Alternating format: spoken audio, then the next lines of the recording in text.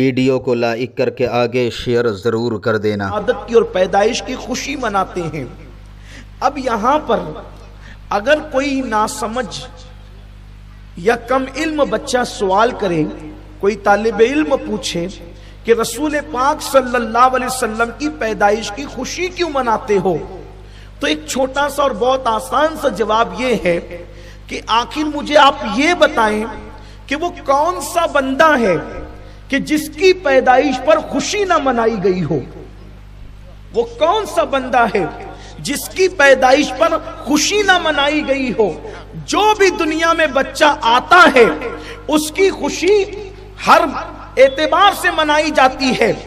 حمال کے گھر بچہ پیدا ہوگا تو کم سے کم خوشی اتنی ہوگی کہ ماں باپ خوشی منائیں گے، دادی دادا خوشی منائیں گے، اور اگر وہ بندہ اور پوزیشن والا ہے، اگر وہ بندہ اور پوزیشن والا ہے تو پھر رشتہ دار بھی خوشیوں میں شامل ہو جائیں گے۔ وہ بندہ اور پوزیشن والا ہے تو محلے والے بھی خوشیوں میں شامل ہو جائیں گے۔ ایم ایل اے اور ایم پی کے گھر بچہ پیدا ہوا تو ممکن ہے پورا گاؤں خوشیوں میں شامل ہو جائے، وزیر کے گھر بچہ پیدا ہوا تو ممکن ہے پورا ملک شامل ہو جائے۔ لیکن یاد رکھیں کوئی بچہ ایسا نہیں ہوتا جس کی پیدائش پر خوشی منائی نہیں جاتی۔ لیکن ہاں کچھ بچے ایسے ہوتے ہیں، ذرا دھیان سے سننا، توجہ فرمائیں، کچھ بچے ایسے ہوتے ہیں جن کی پیدائش پر نہ ماں کو خوشی ہوتی ہے نہ باپ کو خوشی ہوتی ہے۔ وہ بچے وہ ہوتے ہیں جو بن باپ کے اور بغیر شادی کے پیدا ہوتے ہیں، ان کی پیدائش پر کسی کو خوشی نہیں ہوتی۔ لیکن جو نکاح سے پیدا ہوتے ہیں، شریفوں کے یہاں پیدا ہوتے ہیں، شرفاء کے یہاں پیدا ہوتے ہیں، پہلا بچہ ہے تو خوشی منائی جا رہی ہے، دوسرا بچہ ہے تو خوشی منائی جا رہی ہے، تیسرا ہے تو خوشی منائی جا رہی ہے۔ یعنی دنیا میں کوئی بچہ ایسا نہیں ہوتا جس کی آمد پر خوشی نہ منائی جائے۔ اب آپ مجھے بتائیں جب للو پپو اور ٹپو کے یہاں بچے پیدا ہو تو اس کی خوشی لوگ مناتے ہیں، جب آمنہ کے یہاں رحمت للعالمین تشریف لائے، آمنہ کے یہاں رحمت للعالمین تشریف، کوئی بچہ ایسا نہیں جس کی ولادت پر خوشی نہ کی گئی ہو۔ لیکن ایک بات یہ ہے، ہاں کسی کے یہاں بچہ پیدا ہوتا ہے تو کچھ لوگ خوشی مناتے کچھ نہیں مناتے۔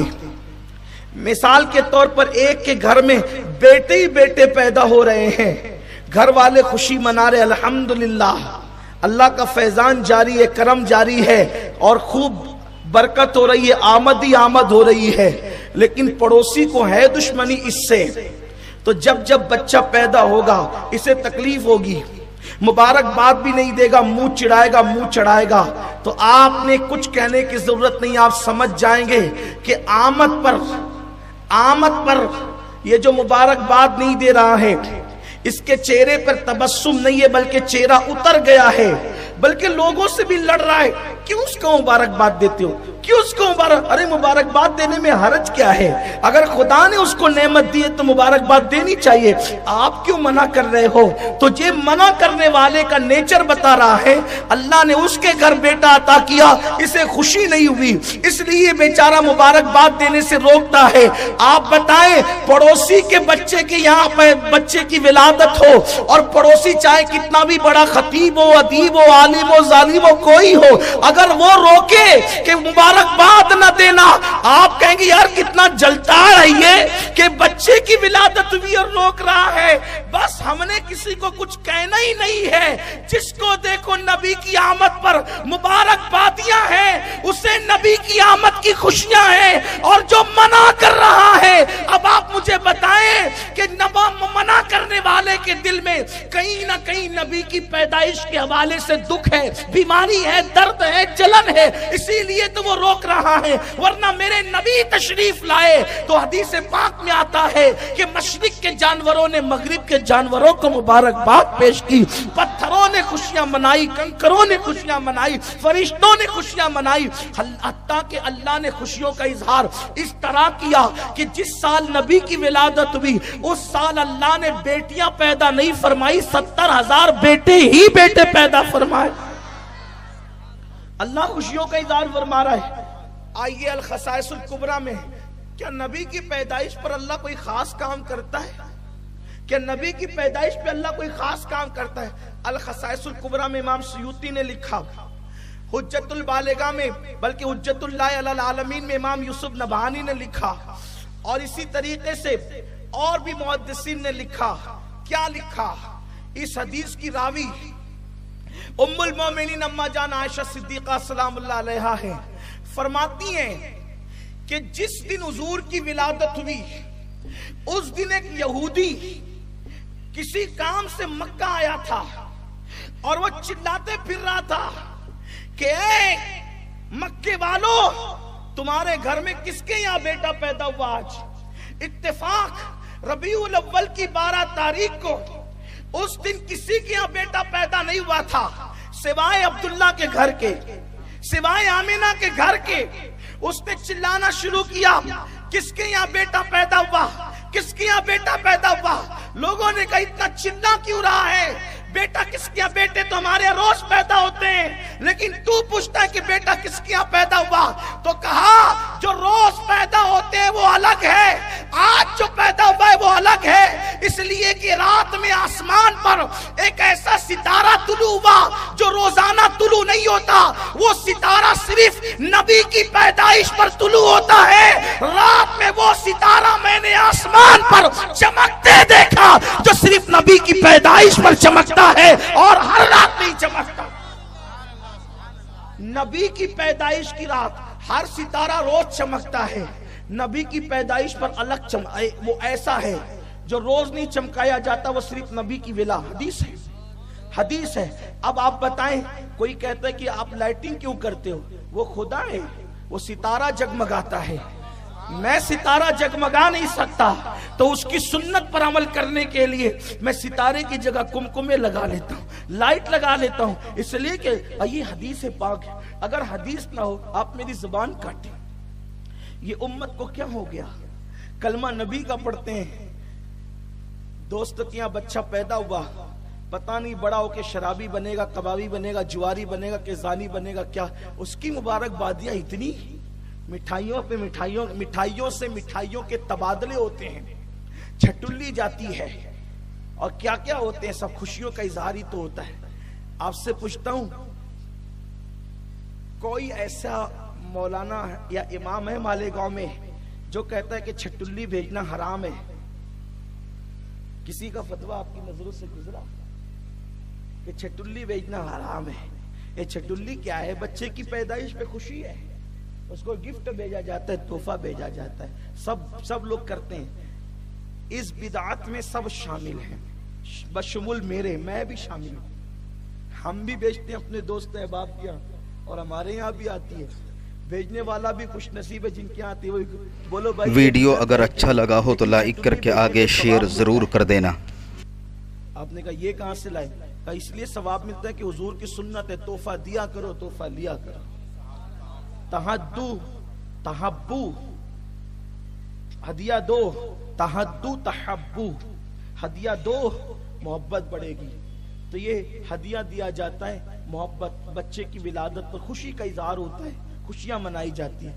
آپ مجھے بتائیں کہ جو بچہ بڑا ہو کر پتہ نہیں کیا بنے گا، اس کی پیدائش پر خوشی منانے پہ ہم کوئی روک نہیں لگاتے، اور وہ رحمت للعالمین جو ہمارے لیے قیامت کے دن اللہ کی بارگاہ میں سفارش کریں گے، شفاعت کریں گے، ہم ان کی خوشی نہ۔ بات اصل میں محبت کی ہے، بات اصل میں پیار کی ہے۔ انسان کو لڑنا، دیکھیے لڑنے کا ٹائم نہیں ہے، امت لڑے یہ وقت نہیں ہے، امت کو اتحاد کی ضرورت ہے۔ اور پھر قرآن اور احادیث میں واضح اشارات موجود ہے، واضح اشارات موجود ہے کہ ہر دور میں حضور کی میلاد منائی گئی۔ خود اللہ کے رسول صلی اللہ علیہ وآلہ وسلم نے اپنا میلاد خود منایا۔ یہ جو کہا جاتا ہے نا کہ بدعت حسنہ ہے، جن بزرگوں نے اس کو بدعت حسنہ لکھا ہے، میں ان کی مخالفت نہیں کرتا، لیکن میں یہ کہتا ہوں کہ یہ تو حضور کی سنت ہے۔ میلاد منانا یہ اللہ کے نبی صلی اللہ علیہ وآلہ وسلم کی سنت ہے۔ آقا کریم صلی اللہ علیہ وآلہ وسلم سے پوچھا گیا کہ یا رسول اللہ، آپ پیر کے دن روزہ کیوں رکھتے ہیں؟ پیر کے دن، یہ حدیث پاک ہے، اس کا انکار کسی کو نہیں ہے، سیاہ ستہ کی روایت ہے کہ پیر کے دن آپ روزہ کیوں رکھتے ہیں؟ تو آقا کریم صلی اللہ علیہ وآلہ وسلم نے فرمایا اس لیے کہ پیر کے دن میری ولادت ہوئی ہے۔ اور بھی حضور نے وجوہات بیان فرمائی، لیکن یہ بھی فرمایا کہ پیر کے دن میری پیدائش ہوئی ہے، میری ولادت ہوئی ہے۔ اب آپ مجھے بتائیں کہ ہم سال میں ایک بار حضور کی ولادت مناتے ہیں، اور اللہ کے رسول صلی اللہ علیہ وآلہ وسلم نے سال میں 52 مرتبہ اپنی ولادت کا دن منایا، یعنی حضور نے ہر ہفتے پیر کے دن روزہ رکھا۔ آقا کریم صلی اللہ علیہ وآلہ وسلم نے، ممکن ہے میری قوم کے کچھ ایسے چھوکرے جنہیں قرآن حدیث کی معلومات نہیں ہے، وہ مجھ سے پھر سوال کر سکتے ہیں کہ حضور نے روزہ رکھ کر کے منایا تو ٹھیک ہے نا، پھر ہم بھی روزہ رکھ کر کے منائیں۔ قمقموں کی ضرورت کیا ہے؟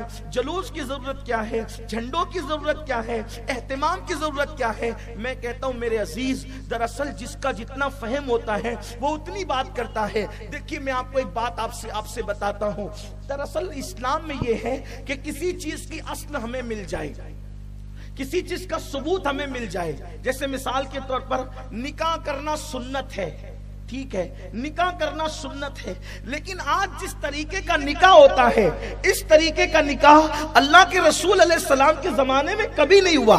لیکن اس نکاح کو کوئی بدعت نہیں کہتا، اس نکاح کو کوئی حرام نہیں کہتا، اس نکاح کو کوئی شرک نہیں کہتا۔ ہمیں صرف اتنا ثبوت چاہیے تھا کہ نکاح کرنا سنت ہے، اور وہ نکاح کرنے کا ہمیں سنت مل گئی کہ حضور نے نکاح کیا ہے۔ لیکن آپ مجھے بتائیں حضور علیہ السلام نے کیسے نکاح کیا؟ حضور نے جو نکاح کیا تھا اس میں بظاہر کوئی بارات نہیں تھی، ایک بات۔ دوسری بات یہ، مالیگاؤں والوں اپنے لب و لہجے میں بات کر رہا ہوں صرف آپ کو سمجھانے کے لیے، حضور نے جو نکاح کیا تھا اس میں کوئی اغوا نہیں تھا، حضور نے جو نکاح کیا تھا اس میں کوئی بارات نہیں تھی، حضور نے جو نکاح کیا تھا اس میں جو ہے نا وہ اللہ اکبر ناشتہ کرانے کا کوئی سسٹم نہیں تھا، حضور نے جو نکاح کیا تھا اس میں کوئی شامیانہ اور منڈپ نہیں تھا، حضور نے جو نکاح کیا تھا اس میں جو اس طریقے کی پلاؤ بریانی کی کوئی دعوت نہیں ہوئی تھی، حضور نے جو نکاح کیا تھا اس میں تو ولیمے میں ستو کھلائے جاتے تھے۔ ستو اللہ کے رسول نے کھلایا، کھجور کھلائی، دل پر ہاتھ رکھ کر ایمان لگتی کہنا۔ آپ مجھے بتائیں کہ اگر بچے کے ولیمہ میں یا خود کے ولیمہ میں آپ ستو کھلائیں تو آپ مجھے بتائیں کہ 4 گالیاں دے کر کے لوگ جائیں گے، اور عوام نہیں دے گی۔ پہلے وہی کبھی اوقات نہیں رہی تو کہیں بلائی اسلام موقع، یہ بات ہو سکتی ہے نا؟ نہیں، ہنسنے کی بات نہیں ہے۔ میں تو مرغا کھانے والا روز کا آدمی، اور یہ دال اور چنا پیسا ہوا مجھے ستو کھلا رہا ہے۔ آپ سے پوچھتا ہوں کہ حضور کے ولیمہ میں تو ستو کھلایا گیا تھا، آج کا ولیمہ ستو پہ ہو سکتا ہے؟ نہیں ہو سکتا۔ لیکن اگر آپ بریانی بنائے، قورمہ بنائے، مٹھائی بنائے تو کوئی نہیں کہتا کہ نا بابا میں نہیں کھاؤں گا، یہ تو بدعت ہے حضور علیہ السلام کے یہاں، بلکہ حضور کی سنت ہے۔ کوئی ثابت نہیں کر سکتا، میں چیلنج کرتا ہوں اہل علم کو کہ اللہ کے رسول کی پوری زندگی میں حضور کے دسترخوان پر کبھی 2 قسم کی ڈش جمع نہیں ہوئی۔ حضور علیہ السلام نے سرکے سے روٹی کھائی ہے، لیکن میرے آقا علیہ السلام کے دیوانوں مجھے بتاؤ، آج جب ولیمے میں 4-5 ڈشیں لگتی ہے بلکہ کھانا ضائع ہوتا ہے، ایک پلیٹ 2-2 ہزار روپے کی بنتی ہے، آرڈر دیے جاتے ہیں، لوگ 2-2 4-4 لقمے کھا کر کے پوری پلیٹ پھینک دیتے ہیں، اس کی طرف لوگوں کی توجہ نہیں ہے۔ لیکن آپ مجھے بتائیں کیا اس کو کوئی حرام کہہ سکتا ہے کہ آپ نے 2 ڈش کیوں بنائی، آپ نے 4 ڈش کیوں بنائی، آپ نے 5 ڈش کیوں بنائی؟ کوئی اس کو حرام نہیں کہتا، کوئی اس کو شرک نہیں کہتا، کوئی اس کو بدعت نہیں کہتا۔ کیوں نہیں کہتا؟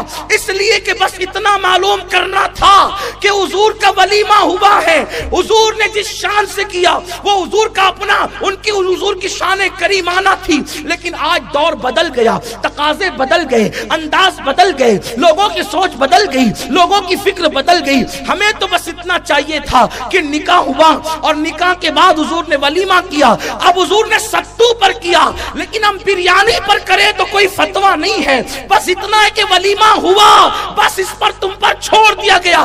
اب تمہارا ذوق ہے بس ناجائز کام نہ کرنا، لوگوں کا دل خوش کرتے چلے جانا بلا تمثیل۔ حضور نے روزہ رکھ کر کے اپنا میلاد منایا، اب اگر کوئی کھلا کر کے میلاد منائے تو رکھنے اور کھلانے کی بات نہیں ہے. حضور نے میلاد منایا, آپ بھی منائیے, آپ کے ذوق پہ چھوڑ دیا گیا ہے. جس شان سے چاہے مناتے رہیے, جیسا عشق کی اجازت دے مناتے رہیے. بس بات تو خوشی کرنے کی ہے, بات تو خوشی کرنے کی ہے. اور رہی بات اگر یہ ہے کہ روزہ رکھا لیکن ٹھیک ہے ہم بھی رکھیں گے, ہم نہیں کھلائیں گے, تو حضور نے کبھی رکھ کر کے روزہ رکھ کر میلاد منایا, کبھی کھلا کر میلاد منایا. الحاوی للفتاوی میں امام جلال الدین سیوطی نے لکھا ہے کہ سیدنا صدیق اکبر بکرے ذبح کرتے تھے اور حضور علیہ السلام کی میلاد پر صحابہ کی دعوت ویڈیو کرتے اگر تھے. اچھا لگا ہو تو لائک کر کے آگے شیئر ضرور کر دینا.